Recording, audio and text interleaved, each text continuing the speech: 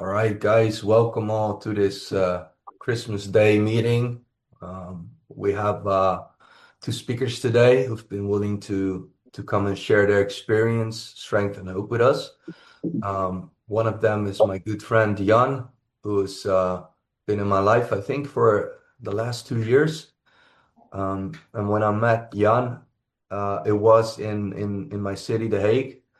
I think I started this Friday meeting and it was one of the first international CA meetings in The Hague. And Jan is from the UK and he came with a group.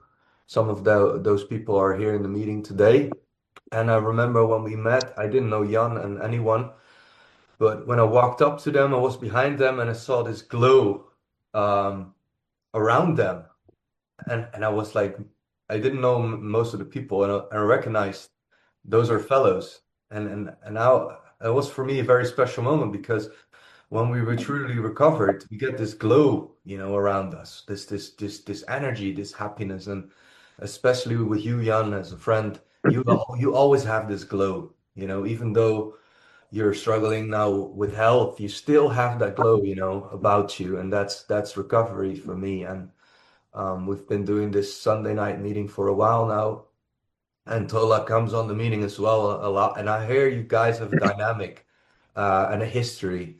And I was doing dishes yesterday or the day before, and God sends thoughts to my brain. I was like, how cool would it be if those guys just share their stories together in a share?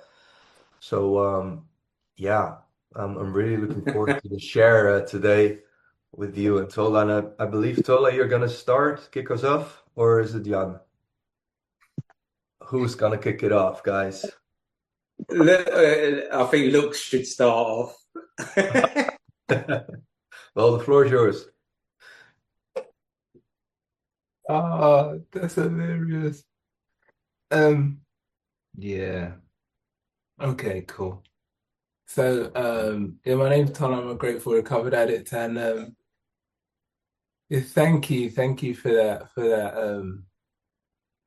that thought. I guess God sent you that thought, right? Because God directs our thinking today. As long as we're open-minded and willing to accept that bit of guidance, and it's interesting. So I met Yan. I mean, this is not a history that's Yan and our friendships, but it's hilarious. Like my one thing that my sponsor says when he shares, like some people have different shares, and his share is pretty like it's almost like a script, but it's real. And he says that he didn't know like anyone who got clean. Like people didn't get clean and come back to the hood. Like he's from Bristol, come back to and let other people know. Like they just disappeared.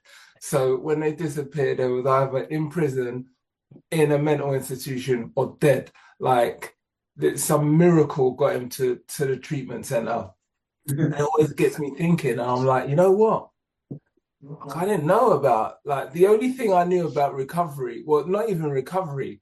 I heard about AA. We shouldn't mention names, but I heard about AA from telly. Like that was it. Like, and all I knew about that was that the alcoholics went there, and I didn't know what I thought they went there to learn how to drink responsibly. I didn't know that it involved whole abstinence, right? And it got me thinking. I was like, you know what? Like I've been around for a couple of minutes, and I don't know anyone from my history, from my past, that got clean. And like I meet him in meetings on none of that stuff. So it was an absolute shock. Like I think I was on an online meeting, and I might have done a share. I can't remember. Like it was a while ago. And yeah, I saw Jan's name on the thing, like because it's spelled Jan, right? Jan, and he on his name tag, it's got pronounced Yan, and I looked at it and I thought, kind of rings a bell, but I don't know, whatever. And then when he shared back, I was like, oh my God. And he said, Tola, is that Tola? You from Tottenham? I was like, oh my God.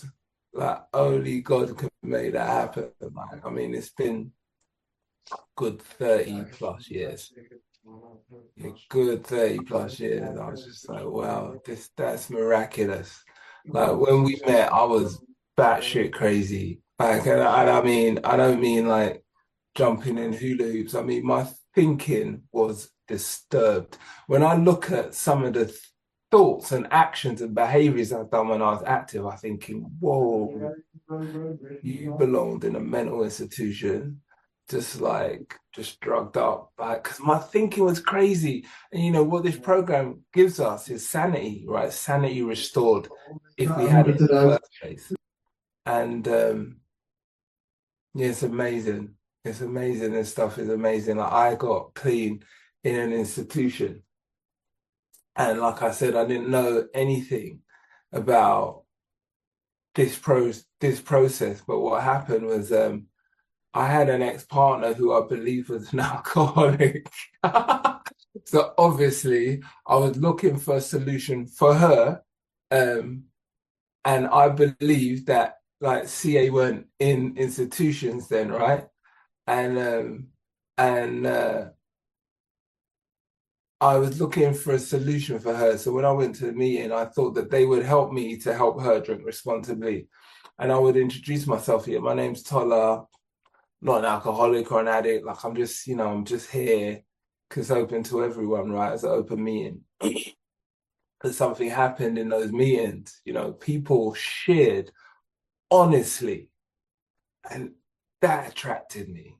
That attracted me. I was just like, whoa, people in here talking about fear and all sorts of stuff. And like, I didn't believe that I had fear in me, right? Because I was fearless.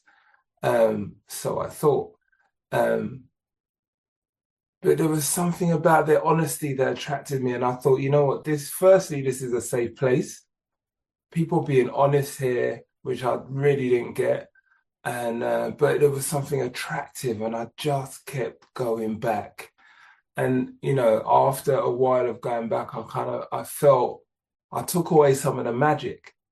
So I was able to not use or pick up for a couple of days or a couple of weeks or whatever it was, and I was just like, whoa, this is nuts. And it took a little bit longer for me to get to the bare bones of the stuff. Like it took a while to right side my thinking.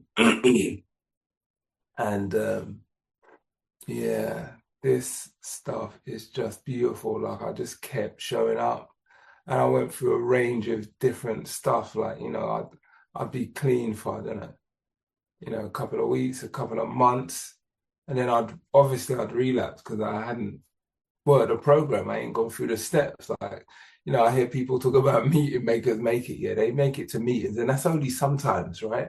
Like but I heard like God kept showing up and talking to me. Someone came to the meeting in with H&I, and he was the lead guy in H&I, and what he said, it caught me. I heard it. He said, yeah, he said, I need something more than meetings to stay clean. I need to practice these principles behind me, the 12 steps on a banner, every day to get some freedom from my illness. And I was like, ooh, what's that? 12 steps. You see the steps and the traditions either side. And I was like, look, I don't know what that is. I looked at the words and I thought, I don't know how that works. But this guy, I believe this guy. But obviously, I'm an addict in it, like super arrogant. Like I know everything. I'm not gonna ask someone. Like I don't know what the 12 steps are. And I don't know how they work or what you have to do. But I'm not gonna ask someone else. What's that? What do I have to do? So I just, I hung about for a bit until God granted me the humility to show up and do this stuff. And, and that's what I done. I went through the 12 steps and like it revolutionized my life. At the time I was in prison, and like I had one of those crazy sentences that I don't think they do them now. The IPP, indeterminate sentence for public protection. Like only lunatics got them, right? If you had one or two strikes of violence, you were getting one of these. And it was basically a life sentence. Like you're not getting out. Like every time you go up for parole, like you're not getting it because the sentence is based on your history. Like not like you could be walking like a saint right now, but they were like, look, we can see that you're doing really well now. However, like you're here because of what you've done in the past, and you've proven to us that because of your history, chances are you're going to get back into this stuff again. And I was just like, oh, I can't get out of this place, man. It's just nuts. And I was still not like my thinking was still just a little bit off. Like I was all right, but it was in terms of stuff. So I thought, all right, cool. You know what? F the prison system. I want nothing to do with them. Like I'm just gonna stay close to this program. I was showing up. I was doing service at meetings. Even I didn't even know what service was. Like you don't until you get out, like, and when you get out and you see real service in action, like inside you're just too mollycoddled. I was helping people through the steps, I was working with sponsees, like I was just doing all the stuff. And, even though I stood away from that system, but as I practiced the steps, actually the steps kept me way in line with their system. I'd just done the next right thing. Like I separated myself from the other lunatics, like my associates who I thought were my friends. Like, nah, not my friends. But certainly my associates, I mugged them off. I'm not, yeah, you ain't got nothing for me. Let's just part ways, innit? Fortunately, I was crazy. People thought I was nuts. I was crazy enough to not get drawn in. And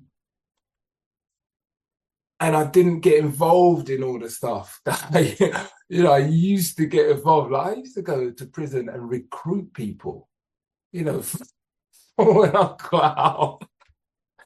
That was crazy. Anyway, and then probation. I had a new probation officer come up, and this almost brought me to tears. Like another interview, another probation officer, and he was like, look, he said, before we start, I just want to say, I want to congratulate you for all the hard work you put in. And I'm thinking, what are you talking about?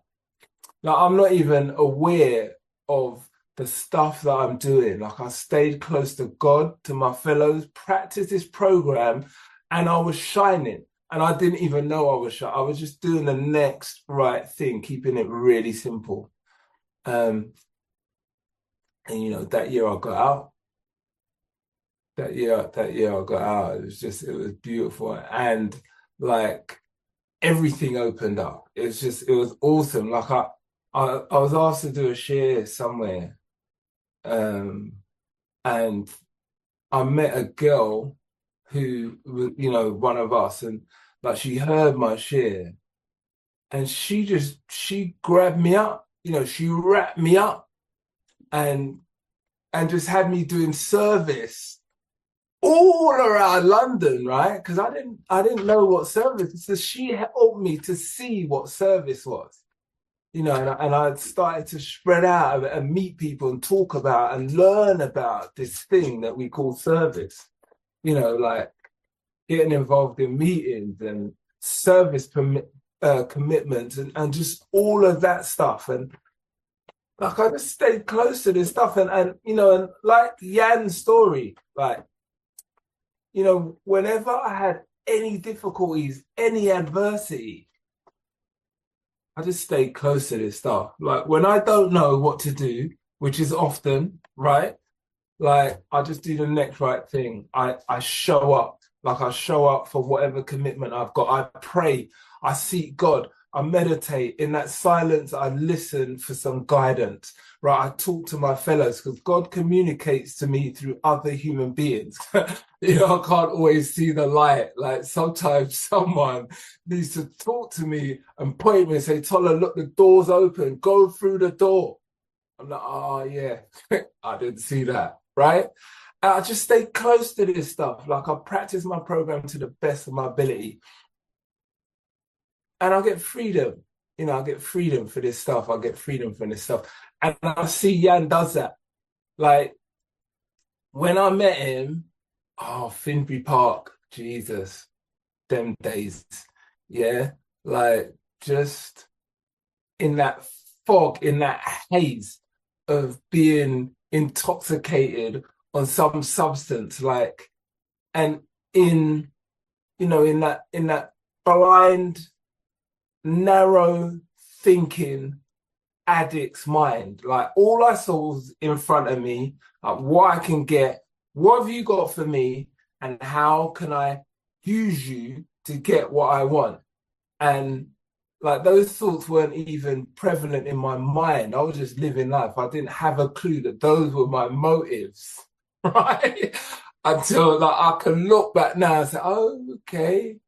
You know, like like-minded people together, like it was crazy. It was crazy. It was just so beautiful. Like today, when I meet people, so Jan is one. There's another guy that I met who, oh my God, I shared a cell with him. I think we was in Scrubs, and he keeps on reminding me about it. It was just like, oh, I'm so. When I meet people, and I do meet people from my past that, you know, I've shared cells with or whatever, I have to apologize to them. I'm saying, look, I'm really sorry. Because that guy was just I don't know what I done or said or how I behaved, but chances are it was self-centered. You know, it was self-centered. So yeah, today life is pretty good, man. Life is pretty good, and I just try to continue to show up, like, and do the next right thing. Like I have to, innit? Because I don't want to. That guy, I don't want to turn back into that lunatic. And I've shared, you know, what I've shared before that, like the line between Tola here sober and Tola then crazy, like it's just so thin. Like I've had, you know, the spiritual awakening, like the 180 turnaround in thinking. But that turnaround in thinking it is so drastic. You know, it's so drastic, it's so different that when I think about like, you know, coming back from something different, I'm like, whoa, I don't even know if I could access this place of being again. Like I need to stay here. You know, you hear that thing about you keep coming back. Yeah, nah, just stay. Like just stay. Work through the adversities because life will chuck you some rockets, not even no curveballs. It will just punch you straight up in your face, knock you out. And you'll be like, oh my God, how did that happen? And yeah, but if you stay close to this stuff, there's always a way out. There's always a way out. All right, cool. So look, I'm pretty sure that's my time. I'm pretty sure that's my time. So, but what I will say, like, because this is one reason why I hung about in CA, because I always got a solution, like active solution, what I need to do. Like, you know, I showed up at meetings for years and I didn't hear until that one guy came in and said, you got to practice those steps, right? So if you are ill, if you are struggling, if you are new and you're looking for a way out, it's really simple. Like, get a sponsor. There's always loads of sponsors in CA who are actively practicing this stuff. Get a big book. Go through the 12 steps of Alcoholics Anonymous, right? Practice those principles to the best of your ability. And this freedom, it's available. It's available for all. And when you go through the steps, yeah, take someone else through the steps because we can't keep this stuff unless we give it away. Yeah. And I will finish there. Thank you. Hey, yeah, I'm an addict. Thank you for that lovely share, Tola. That was amazing. I know thank you, Nick, for putting this meeting on. Obviously, because you know mine, Tola's history. I think it's 38 years, Tola, when we first met, 38 years ago. That's a long time, man. And like Tola said, you know, it was just two people maladjusted to life, man. Do you know what I mean? That come together.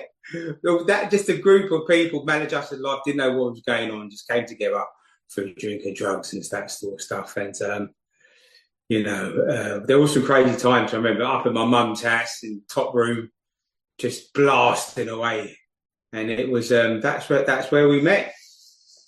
And that was a great share on the message, Tola. Amazing share. My route didn't take me to prison, God willing, but it did nearly take me to. It took me to insanity many a time, because the amount we put in us when we put it in us because we have this allergy and it's obsession of the mind, which doesn't stop us. I'm very grateful recovered addict today because of this program and this 12 steps in CA. I first came into CA 23 years ago.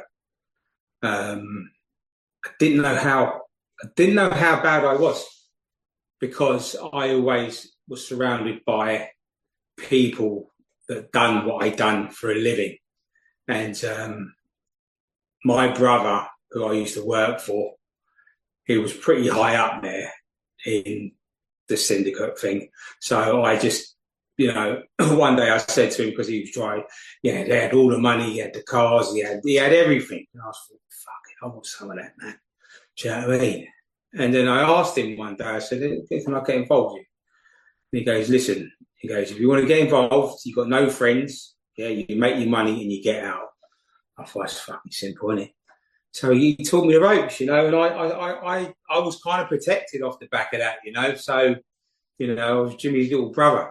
And so I got recruited up and, you know, earned my stripes through that way. So I was kind of lucky in that sense, because I moved into the business side of things. But, yeah, one thing held me back, which I didn't know, and that was I was an addict, and I didn't know that. The amount of cocaine around was insane. And because it didn't affect my pocketbook, it didn't affect my, you know, I didn't feel it had any, I didn't feel it had any consequences because of the lifestyle we were living. But it did have consequences for the people around me. My loved ones, my partners suffered.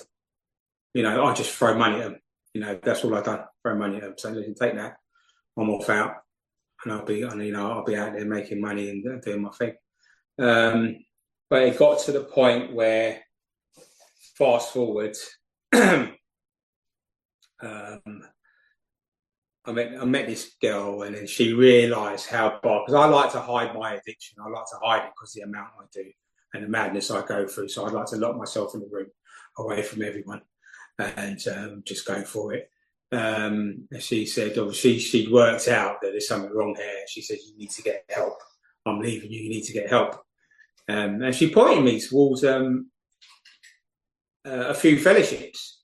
So I went to one. I thought, this ain't for fucking me, man. I ain't going to mention a name, but it was not for me. So she said, well, why don't you try CA? And I thought, well, I said, what's that? She said, cocaine anonymous. And I'm a cocaine addict. Raging. Sorry, 1 second. Hi. Just for the meeting, can you give me 5? Thank you. Yeah, so I thought, that's a cocaine addict. I'm a cocaine addict. Cocaine, no, I thought this could be up my street. So I went, and back in those days, like 23 years ago, it was mostly cocaine addicts. So I thought, oh yeah, I can hang about there. Do you know what I mean? For a bit. So I'd done that for a while, and I got 8 months clean, but I didn't work the program to the best of my ability. And those are the days with no iPhone, no nothing. You had a sheet, like a slip of paper with the meetings on it, and you go around and find the meetings. So yeah, I got a sponsor, And I managed to get 8 months clean and sober. This was the age of 30, about 38, I think. 38, 30, 35, 35. So I dipped in and out for a few years. 35, 38. And then I managed to get 8 months clean and sober. And I thought, wow, I've never had this from 15 years old up until my mid 30s.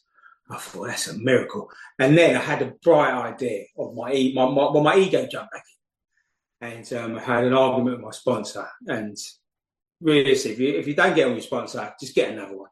Don't step out of the program. So, but like I said, I wasn't working to the best of my ability.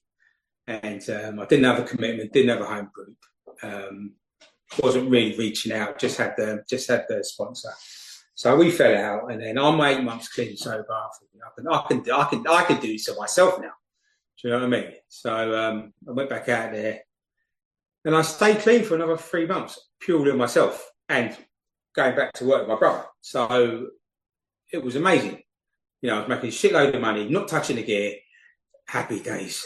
Do you know what I mean? Until that fateful day come when put that one in me. You know, and I thought, let me just have a little half, and you know, and it set the energy off like that. By the end of the week, I was on 5 grams a night, and now I understand, you know, the obsession and allergy through when I work the program today, obviously. But that relapse kept me out away from the rooms for another 16, 17 years, which is, you know, and I suffered a lot throughout those years. I lost 2 family members, 2 brothers, through alcohol and drug addiction. And I lots of personal relationships suffered, and I destroyed a lot of personal relationships. But CA was always in the back of my mind. I always thought that the only place I got clean and sober was going into CA and working this program. And that took me up to the age of 51, where I finally broke. I can finally say something inside died in me in my last few years up. It was a 3-day bender, which is my standard for me. I do 3-day benders and then just try and pretend I'm okay for a week. And I had a spiritual awakening on that last one because something just snapped inside me. My partner, who thank God is still with me now today, came into the room. Well, when I normally use, she would go off to her parents for the weekend because she can't bear to see me like that. And I remember her standing over me when I opened my eyes. It was a Monday morning or something. Monday or Tuesday morning. I'd started on a Friday, went straight into blackout maybe a few hours later because the amount and the speed I'm putting it in at just sent me straight to blackout. But I kept going for 3 days, which I have no recollection of. And I remember coming round, and she was standing there, and she said, "Do you know what you've been doing?" And I thought, "Oh my God!" I thought she's come home early and called me out. I said, "Well, you've been at your mum's." She said, "I've been there for 3 days. I've been at home. I've been there," and that hit me like a train. How can I not know? Because we was in a 1-bed flat at the time. You know, if you looked around, you'd see someone there.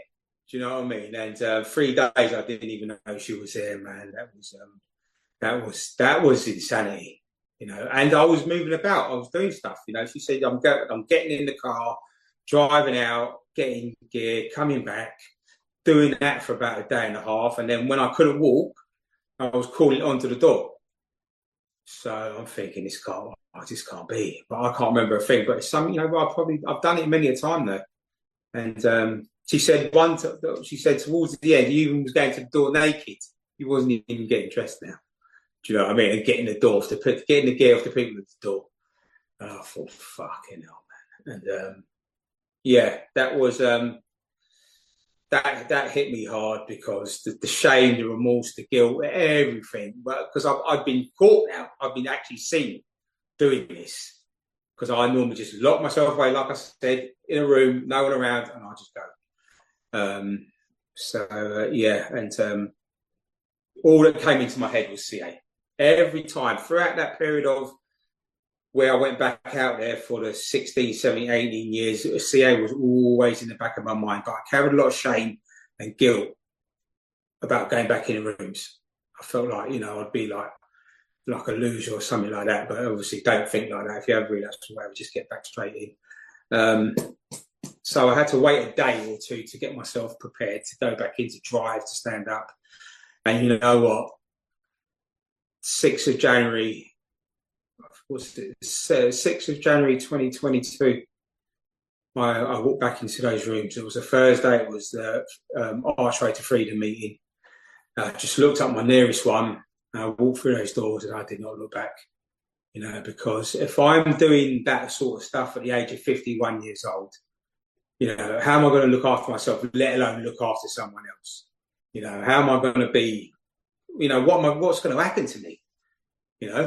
I'm doing this sort of thing at the age of 51. When I started, I thought, you grow out of it. Everyone grows out of it. I've seen people grow out and move on, have families, get married, do this, do that. Not me. I'm doing the same thing I was doing at 15 years old, but on a bigger level now, at 51. And it was, it hit me. And I went in and even the people in that room today remember when I walked through those doors that I was a walking dead man when I walked through them doors. And I put my hand up. I said, I need help. I need help. So I remember that's what you need to do. I need to ask for help. Something I've never done. Something my family never done. I come from a family of 4 boys, and no one ever asked for help. That's what took 2 of my brothers' lives from addiction and alcoholism, because I didn't put a hand up and ask for help. But thank God I had the strength to do that, and I understand it is a strength now to ask for help, but not a weakness. Because when you're suffering and you're in pain, everyone needs that support. Everyone needs that help. And I found it in the rooms of Cocaine Anonymous. I found the love I'd been looking for. I found everything I'd been looking for. I found in the rooms of CA and this program. I found you lovely people on the screen. You are the best people in my life today. All you lot.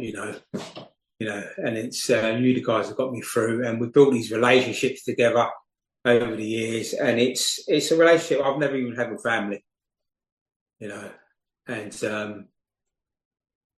it's makes me very emotional a lot of the time, especially with what I've been going through over the past few months with my new illness, and how all of you have just stepped up to the plate and done some miraculous things for me and flown over here and come and visit me. And it's, I've got family that ain't even done that yet. Like real family that ain't even done that yet. So, I'm just so grateful for you guys, this program and the 12 steps that have got me clean sober. It was the most important thing, because I wouldn't be here today having this conversation with you, having these lovely people around in my life without this program.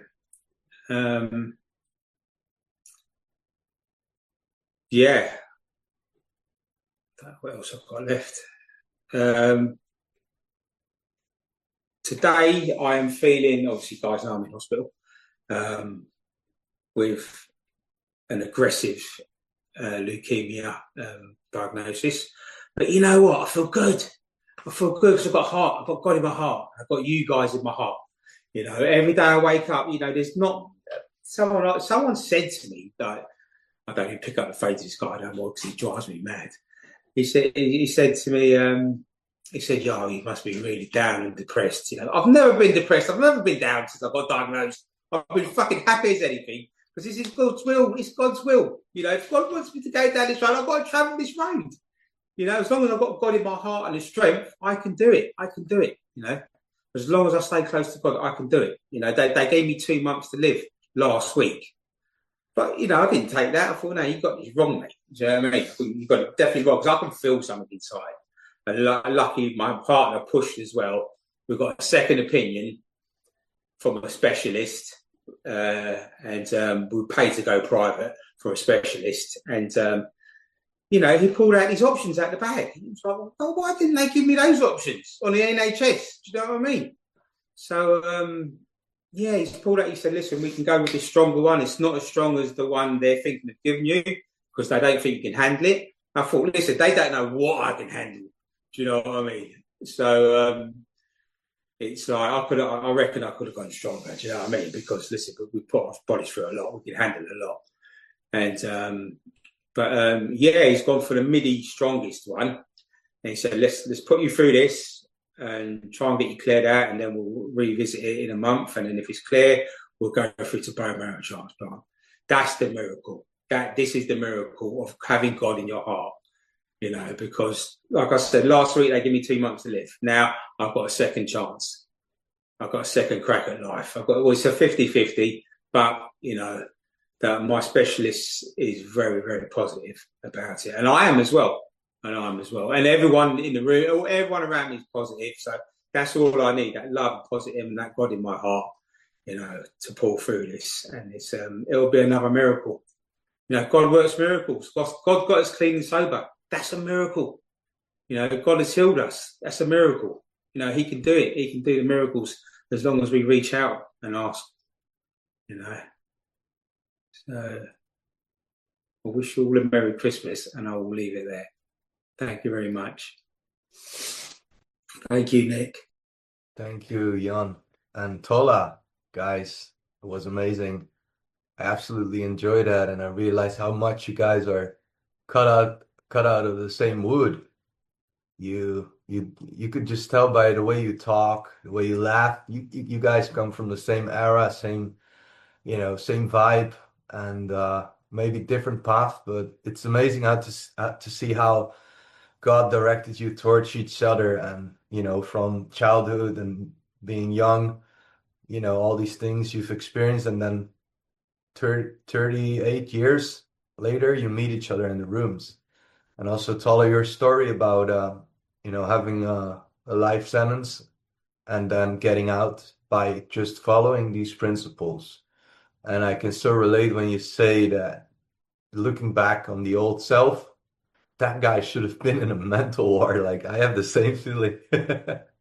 And even looking at myself 2 years ago, I'm so much changed because of this program. The way I think, my standards, my norms, my values, they all have grown with, me along the program. And I'm still not perfect. I mean, there's a lot of room for growth, but I've gotten so much better. And Jan, thank you. Thank you for sharing this message, and especially that last part blew me away. The sheer energy you carry, that is infectious, and I think that's why I think I speak for everyone. We love you so much, is that you're this endless, source of positive energy, and you don't take credit, like it's from God, and you know and being in this situation and having that belief and that trust, that takes a big heart, and a great understanding of the higher power that keeps us sober. I always fail to understand how God keeps me sober, but He can also help me with a lot of other things, So you're an example for me of trusting God in all those other areas as well. So with that, I'm gonna hand the meeting over to everyone who likes to have a share back at Jan and Tola.